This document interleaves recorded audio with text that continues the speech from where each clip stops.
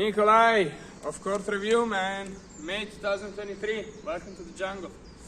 Now, listen, boy.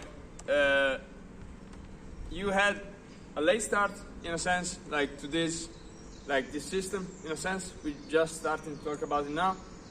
And you've had a bad start, in a sense, starting in the early days. So you've been taught inefficient swings, okay? It's not your fault. I've been through the same thing, okay?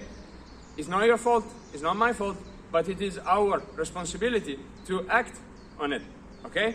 So, hey, what happened, what was in the past is in the past. Now, you have been given some information that can really help your tennis game in the long term, okay?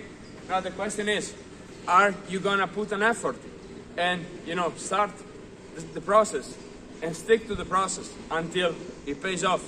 That's the real question. Are you willing to put in the work? Because, this beautiful game, it's the thing that you can play until you're 90, okay? Like right now, I'm recording this at the paddle course. There is a couple of ladies down there that are probably over 70. So think about it. How young are you? And for how long you can play tennis? So think about it for a moment and then let's get to work. Now, ready position for the forehand volley, okay? Grip. You want to be between number 2 and number 3, Australian grip. Hybrid grip, okay? You have most times a one-handed backhand volley, so the non-dominant hand is going to be fingertips on the throat of the racket, index finger on the strings. Sunday, okay? Ready position, elbows out. I can't say enough about how important this ready position is, okay? If you have a good ready position, you're going to have a good forehand volley. And if you're trying to change the grip and you have a good ready position, you're also going to have a really good backhand volley. Same with the ground stroke, okay? Everything starts from the ready position. So important. Now, elbows out, way out in front, racket below the eye level. You want to turn. Now I'm going to show from here. You want to turn so that the racket is vertical, okay? Perpendicular to the ground. You want to step forward and clap your hands. Breathe out, okay?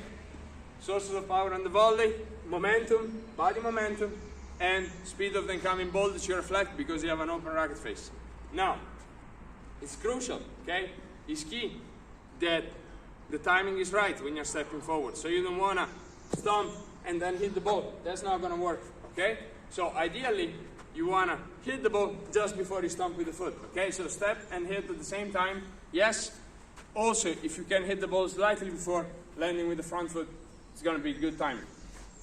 Now, changing the grip, okay? You don't want to go too extreme with the grip. Max on number 4, bottom side of 3, ideally, okay? You're familiar with the system of the grips. If you have any questions, just ask me. Now, the ready position is the same. You just have a forehand grip and you have the non-dominant hand on side number 3, bottom side of 3. You don't want to go number 5. If you go number 5, then you're going to be extremely close to the body when you hit the back. So again, try to stay open with the non-dominant hand. But again, from that ready position, we're talking about the forehand. You turn. The racket face is vertical, okay? Almost vertical if you have a good curl in the wrist. So again, you're turning with the elbow up, and this is going to be the position where you start for the forehand return, okay? The elbow is up, you're going to step forward and make a small letter C. Same footwork as the forehand volley, different grip, small letter C. It's a forehand return. Now guess what? If you turn from here, if you turn more, and you coil, like you really want to coil, you can see that the racket is still upwards, the elbow is still up, okay? I'm not here. The racket face is not open. I'm this way, okay? And 2. 2 parts. 1, 2. Now from the back, you want to turn so much that you can actually see my boxer, my whatever, the sign on the t-shirt, okay? You really want to turn. You step and lift, okay? Same with an open stance, okay? You hit too much open stance. You need to learn. And again, with the wall, when you practice, okay, you have been hitting all your life this way. Your forehand that you see in the technical tape is this way. You're not turning. There is no body rotation, and then you do this. Every time. There is no body rotation, and you have a super short hitting zone, okay? The point is, of this system, I want you to be able to hit the ball. Even if you're a little late, even if you're a little early, you're still going to be successful. You're still going to put the ball in the court. But if your system works like this, how long do you have to make good contact with the ball. Now that you're getting older, you're gonna have a very short time to hit the ball right, because the balls are coming faster, okay? So you want to have a system that allows you to play under pressure, okay? Fundamentals that stand the test of time. That's what you want to have. So, ready position, unit turn. 1, 2, contact point, hands are closed, they come up together. Really coiled. From the front, you want to see the front shoulder. And let go. You can play along. You can take this video, you can reverse it, you can mirror it, okay? And then you can see if you're in the same position or if you're still in this position when you prepare for the forehand, okay? Elbow up, unit turn, step and go forward. Back and side, same idea. You get one thing right, you get the other things right. If the ready position is good, if the elbow is out, okay, elbow out, elbow up, the right face is gonna be vertical. Dude, every day at the mirror, I practice it, okay? I mean, I'm way away from having perfect technique, like not even close. So I'm still practicing as often as I can, like possibly on a daily basis in front of the mirror, trying to master like these demonstration skills, okay? So if I do it, why shouldn't you do it, okay? Really, like it's daily, how long does it take? It's a 48 seconds workout, going through all the strokes in front of the mirror, okay? So it's just about time management. Can you find 48 seconds? Can you put down the phone for 1 minute and do shadow swings? I think you can, okay? It's just your decision, it's up to you. Now, unit turn, elbow up, racket face vertical, change the grip, right side of 1, step and go forward. Breathe out. As you can see, I didn't swing, I didn't do the follow through, I didn't do nothing. I just stepped forward. Ready position, change the grip, step forward. My body still, I'm reflecting the speed of the incoming ball, hitting the ball through body momentum. That's a good start if you're here, because then guess what? If you turn a little more, that's going to be a backhand ground stroke, right? So that's why it's so important to learn a two-handed backhand volley. It's going to help you in the return, and it's going to help you on the backhand ground stroke, because as you can see, your backhand ground stroke, your left elbow is collapsed, your racket face is open, okay? And then it's really tricky to get down in the slot. So to generate topspin, you need to, of course, you need to be lifting up, okay? Generate topspin, it's a violent lifting action, okay? So it's a downward motion of the ball generated by an upward motion of the hitting body, which is the racket, okay? Now, to move from down to up, you need to lift with the legs, but also the racket face needs to be closed to be vertical at contact. If it's open, then it's going to be really tricky to flip it, close it, and then turn it again. So really, if you keep this elbow up and you have the right grip, which you have, okay? You have the right grip, so you just have to keep this elbow up and make sure that the racket is facing down. With a good unit turn, you're going to be able to hit extremely consistent backhands, okay? So there is no reason why you shouldn't be able to rally 100 balls in a row with the backhand. From the other perspective, okay? With the backhand, you want to turn. You want to turn so much you look out at the ball out of the corner of the right eye, okay?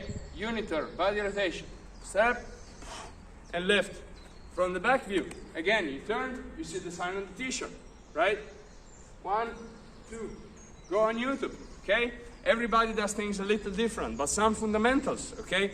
Like going high, low, high, like swinging from close to away, okay? Inside, from close to the body, away from the body. Close to the body, away from the body. The really good professionals do it.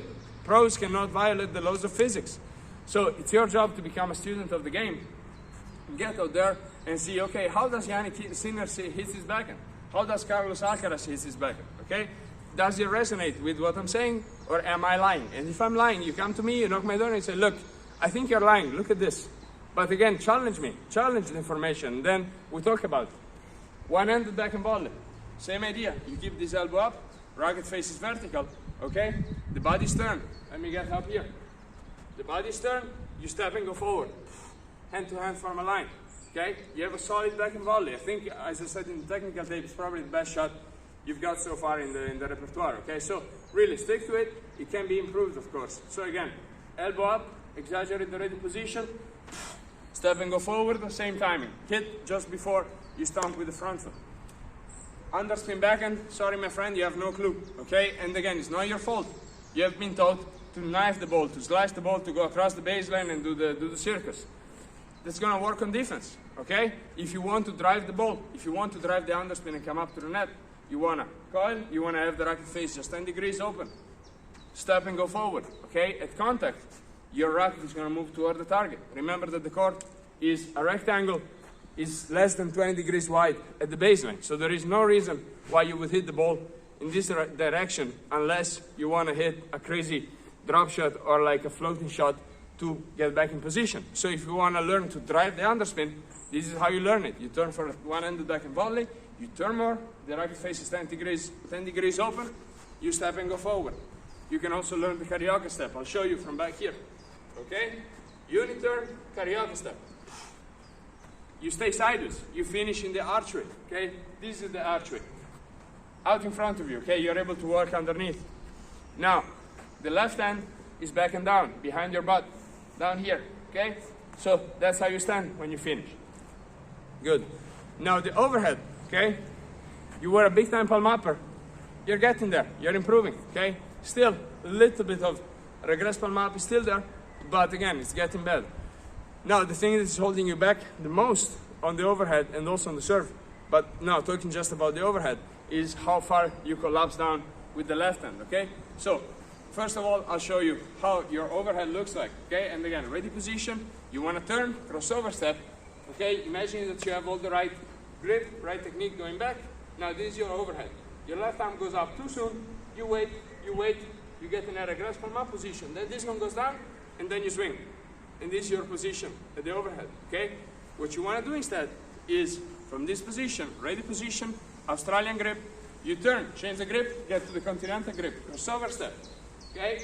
Left arm up, last second, you keep it up, you swing, you cross on top, power X. If you want to have a cue, send it under the armpit, cross it on top, down in the pocket, okay? But you need to keep the left arm up, it's going to help you stay upwards with the body. If the body goes down, the racket goes down. If the racket goes down, you miss in the net or you miss long. So, that's important to keep in mind on both the serve and the overhead, okay? With the serve, you hold the ball like a cup of water, do you? Cup of water. Handcuffs, okay? You need to be able to serve with a platform stance. You need to be able, like right now, you're serving with the pinpoint stance, which is fine, it's great. You're gonna get a little more height. But you need to be able to serve in balance from both positions, okay? So my suggestion is to start warming up sometimes just with the racket head up here, practicing a short toss from the belly button, short toss, let go, okay? And then you progress from there. Yes, then you start from the handcuffs position, okay? Here, you don't need to go up here. 9, this is not gonna work, okay? So from here, you just start handcuffs position, relax the hitting arm, palm down. You play tennis like you play piano. The hands are downwards, okay? So, palms down. 1, bathroom scale number 2, you're shifting the weight. 2, baseball position. You can see I'm still not lifting the front foot, okay? 2, cobra position. 3, salute position. You can also come forward and coil, okay? It's gonna help you to stay sideways. You're not bending the knees, you're coiling the knees. You're sending the butt inside the court, inside the baseline, okay? So from here, the racket face is in this position, and then you explode. You don't need to stop, okay? If you have a short toss and an efficient swing, you're not gonna stop. So once again, I'll just try to demonstrate, nice and easy, okay? So from here, ready position, you turn. 1, 2, 3, 4, and then you catch the ball. Practice with the timing, feel that you're here at the 3, good coil, but start nice and easy, okay? Palm down, stay up with the left arm, okay? Don't let it fall down. Good. I hope this helps. Stay committed for a long period of time. You're gonna see some improvement. It's not guaranteed, okay? The game doesn't owe you anything, okay? So it's just about, make the most out of the game. Take it as a challenge, personal improvement. That's why we do it, okay? That's why it's fun. And yeah, I hope you stick to it, man. Start the course, stay the course.